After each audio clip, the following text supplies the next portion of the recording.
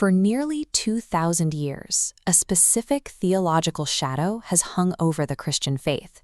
It is the widespread belief that when the majority of ethnic Israel did not recognize Jesus as the Messiah, God permanently discarded them.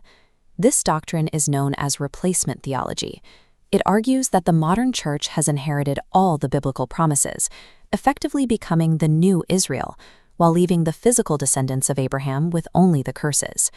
But this creates an enormous theological paradox.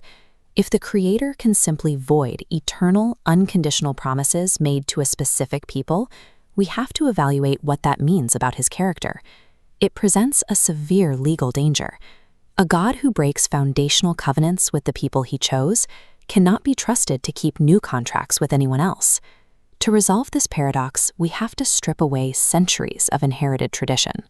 We need to audit the actual original biblical source code to see if Israel was ever legally replaced. Our textual audit begins in the Hebrew Scriptures, specifically Jeremiah chapter 31. Here, the foundational definition of the new covenant is recorded. The text does not outline a general agreement with a borderless world. It explicitly names the physical descendants of Jacob, stating that the contract is made specifically with the house of Israel and the house of Judah. The terms of this contract do not abolish the existing biblical law, known as the Torah. Instead, God promises to internalize it, writing his instructions directly onto their hearts and minds, to provide the supernatural ability to keep his original requirements. If the new covenant is an exclusive legal contract with ethnic Israel, it raises an immediate functional question. Where do non-Jewish people actually fit into this framework? Paul uses a biological metaphor in Romans 11, the olive tree. The deep root system represents Israel's covenants, and natural branches are the physical descendants. Non-Jewish believers are wild branches, spliced directly into this root system, drawing spiritual life from it, never replacing it. The scriptural blueprint clearly defines Gentiles as adopted guests.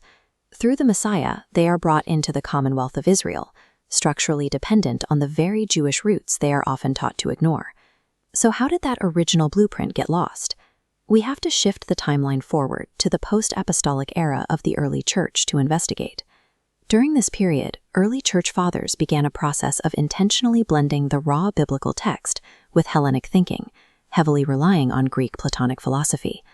Following the Roman-Jewish wars, the empire viewed Jewish customs with deep suspicion. The early church fathers sought to ensure the faith's survival within Roman society by systematically stripping away Jewish markers, like the Sabbath, to present a religion politically distinct from the rebellious Judean province. This method is known as philosophic plunder. The leaders shifted the faith away from a relational, Hebraic worldview of knowing the Creator, moving towards an abstract, allegorical interpretation of the text. The structural consequences of this plunder were severe. The original biblical requirements, like the Sabbath and the standards of purity, were stripped away and replaced with Roman imperial traditions. Fast forward to the Protestant Reformation, and we see the climax of this historical hijacking. Figures like Martin Luther harbored documented, intense animosity toward the Jewish people. This deep-seated historical animosity permanently solidified the cultural narrative. It became the accepted norm to teach that God was completely finished with ethnic Israel. The modern concept of a separate replacement church is the downstream result of centuries of unauthorized, Hellenistic tampering with the original contract.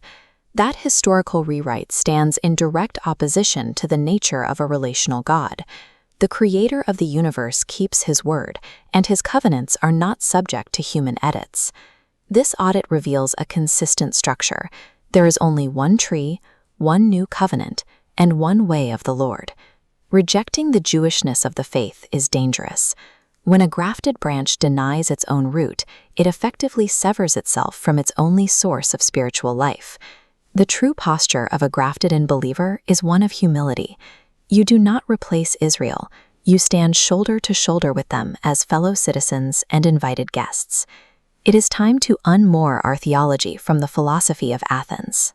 We have to strip away the traditions of men and return to Jerusalem, walking in the original definitions established by the Creator. We prepare for the millennial reign by embracing the entirety of God's Word. honoring both the unchangeable law and the living testimony of the Messiah.